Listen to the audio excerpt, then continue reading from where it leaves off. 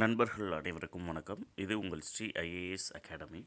இந்த வீடியோவில் பிப்ரவரி 2ஆம் தேதிக்கான நடப்பு நிகழ்வுகள் என்னென்ன இருக்குது அப்படிங்கிறத பார்க்க போகிறோம். இந்த வீடியோவை முழுமையாக பார்த்து குறிப்பெடுத்து வைத்துக் கொள்ளுங்கள்.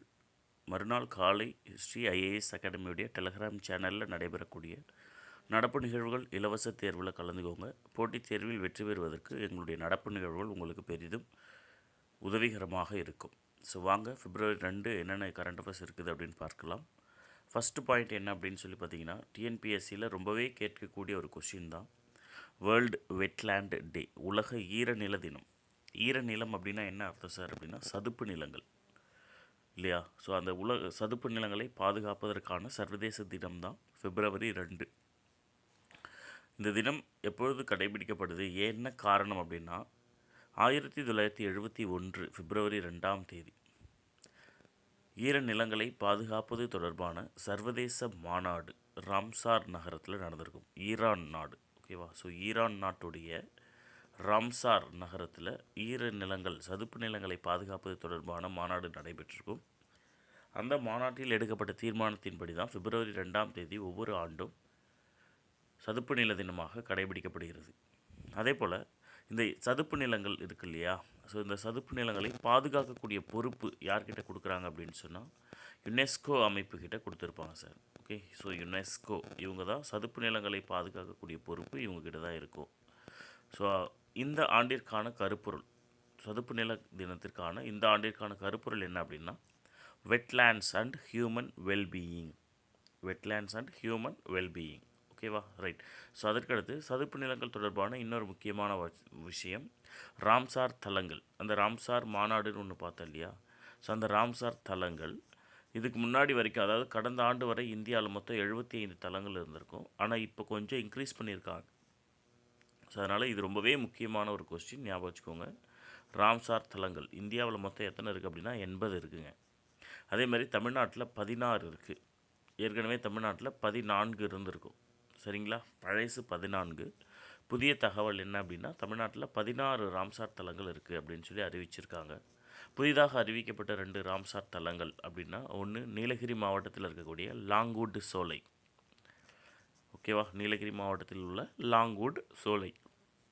ரெண்டாவது கரைவெட்டி பறவைகள் சரணாலயம், ஓகேங்களா? கரைவெட்டி பறவைகள் சரணாலயம். இது 2 தான் புதிதாக அறிவிக்கப்பட்டுள்ள ராம்சார் தலங்கள். ஸோ இந்த புதுசாக அறிவித்ததுனால தமிழ்நாட்டில் உள்ள ராம்சார் தலங்களுடைய எண்ணிக்கை 16ஆக உயருது. ஸோ அதுக்கடுத்த பாயிண்ட்டு இல்லம் தேடி கல்வி திட்டம். இல்லம் தேடி கல்வி திட்டம், ஓகேங்களா? ஸோ இது வந்து பார்த்திங்க அப்படின்னா எப்போ ஸ்டார்ட் பண்ணுறாங்க அப்படின்னு சொல்லி கேட்பாங்க. 27/10/2021 நடப்பு நிகழ்வுகளை பொறுத்த வரைக்கும் நம்ம தேர்விற்கு முந்தைய 6 மாதங்கள் மிக தீவிரமாக படிக்கணும், ஃபுல்லாக படிக்கணும். அதுக்கு முன்னாடி இருக்கக்கூடிய ஒரு 3 மாதங்கள் முக்கியமான நிகழ்வுகள் மட்டும் படித்தா போதும். ஆனால் இந்த மாதிரி தமிழ்நாடு அரசினுடைய திட்டங்கள், இந்திய அரசினுடைய திட்டங்கள்லாம் பார்க்கும்போது லாஸ்ட் 2 இயர்ஸாகவே என்னென்னலாம் ஸ்டார்ட் பண்ணாங்க அப்படிங்கிறத நம்ம படிக்கணும். ஸோ இப்போ கண்டிப்பாக இல்லம் தேடி கல்வி திட்டம்லாம் கேட்பாங்க. அப்படி கேட்கும்போது 2021 ஆரம்பிக்கப்பட்ட இந்த திட்டம், ஆனால் நமக்கு 2024 தான் எக்ஸாமே வருது. கிட்டத்தட்ட 3 வருஷத்துக்கு முன்னாடி போய் கேள்வி கேட்பாங்க. ஸோ அதனால் இந்த திட்டங்கள் கொஞ்சம் மறக்காமல் ஞாபகம் வச்சுக்கோங்க. இல்லம் தேடி கல்வி திட்டம் 27/10/2021 தொடங்குறாங்க. இது எதுக்காக அப்படின்னு சொல்லி பார்த்தீங்கன்னா, இந்த கொரோனாவால் கிட்டத்தட்ட ஒரு 2.5 ஆண்டுகள் மாணவர்கள் பள்ளிக்கு யாருமே செல்லலை. அதனால் மாணவர்களிடையே கற்றல் இடைவெளி நிறைய ஏற்பட்டிருக்கு அப்படின்னு சொல்லி அந்த கற்றல் இடைவெளியை குறைப்பதற்காக இந்த திட்டம் கொண்டு வரப்படுது. எந்த வகுப்பு மாணவர்களிடையே இந்த திட்டம் கொண்டு வரப்படுகிறது அப்படின்னா, முதல் வகுப்பு முதல், அதாவது 1ஆம் வகுப்பு முதல் 8ஆம் வகுப்பு மாணவர்களிடையே கற்றல் இடைவெளியை குறைப்பதற்காக இத்திட்டம் கொண்டு வரப்படுகிறது.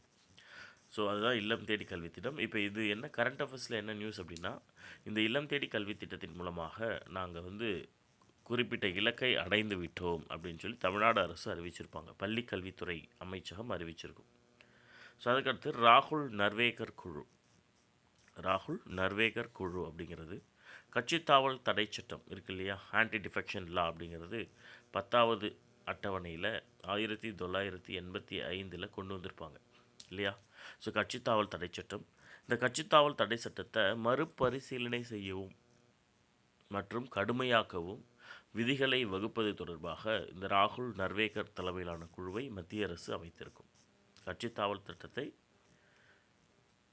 கடுமையாக்க மறுபரிசீலனை செய்ய ராகுல் நர்வேகர் தலைமையில் மத்திய அரசு குழு அமைத்திருக்கும். ஸோ இப்போ உங்களுக்கான ஒரு கேள்வி என்ன அப்படின்னா, இந்தியாவில் முதல் முறையாக கட்சி தாவல் தடை சட்டம் அப்படிங்கிறது எந்த மாநிலத்தில் கொண்டு வரப்பட்டது? ஓகேங்களா, மாநிலம் அல்லது யூனியன் பிரதேசம் இந்தியாவில் ஃபஸ்ட்டு எங்கே கொண்டுட்டு வராங்க அப்படிங்கிறதுக்கு ஆன்சர் பண்ணுங்கள் கமெண்ட் செக்ஷனில். ரைட். ஸோ அதுக்கடுத்து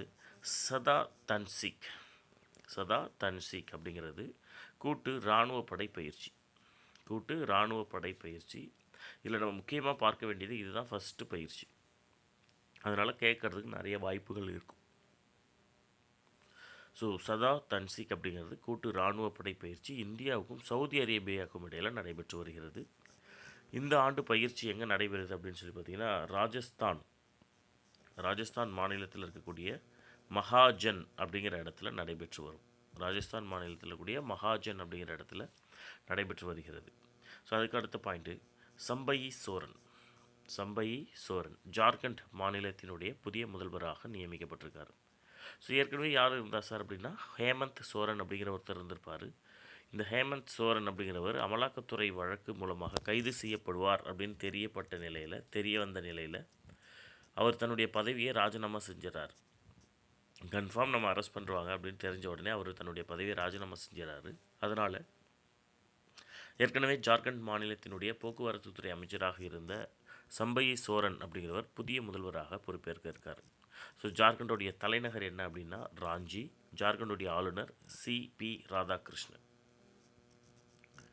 அடுத்த பாயிண்ட், உலகில் அதிகம் தங்கம் இறக்குமதி செய்யும் நாடுகள். ஓகேவா, உலகத்திலேயே அதிக அளவு தங்கத்தை இறக்குமதி செய்யக்கூடிய நாடுகள் பட்டியலில் முதலிடத்தில் இருக்கக்கூடிய நாடு சீனா, இரண்டாவது இடத்தில் இருக்கக்கூடிய நாடு இந்தியா. அடுத்த பாயிண்ட்டு, ஆசிய கிரிக்கெட் கவுன்சில். ஸோ இந்த ஆசிய கிரிக்கெட் கவுன்சில் அப்படிங்கிறது ஆசிய கண்டத்தில் கிரிக்கெட்டை மேம்படுத்துவதற்கான ஒரு அமைப்பு. 1983ஆம் ஆண்டு இந்த அமைப்பு தோற்றுவிக்கப்படுகிறது. இதோடைய தலைமையகம் எங்கே இருக்குது அப்படின்னு சொன்னால் கொழும்பில் இருக்கும். இலங்கை நாட்டுடைய கொழும்பில் இருக்கும். அந்த ஆசிய கிரிக்கெட் கவுன்சிலுடைய தலைவராக ஜெய்ஷா அவர்கள் நியமனம் செய்யப்பட்டிருக்கார்.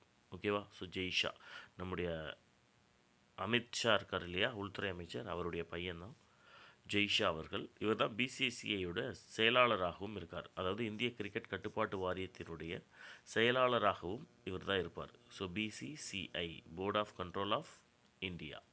ஓகேங்களா, board of cricket control of India அப்படின்ற அமைப்பினுடைய செயலாளராகவும் இருக்கார். ரைட். ஸோ இதுதான் February 2க்கான நிகழ்வுகள். நீங்கள் ஒரு நோட்டு போட்டு நான் கொடுத்துருக்க பாயிண்ட் அப்படியே எழுதிக்கோங்க. வேறு எந்த எக்ஸ்ப்ளனேஷனும் நம்ம எழுத வேணாம். இந்த கண்டென்ட்டை பாயிண்ட்டை மட்டும் நீங்கள் கீவேர்டு மட்டும் எழுதிக்கிங்க அப்படின்னா நிச்சயமாக ரிவைஸ் பண்ணும்போது உங்களுக்கு அது ஹெல்ப்ஃபுல்லாக இருக்கும். Wish you all the best. Thank you.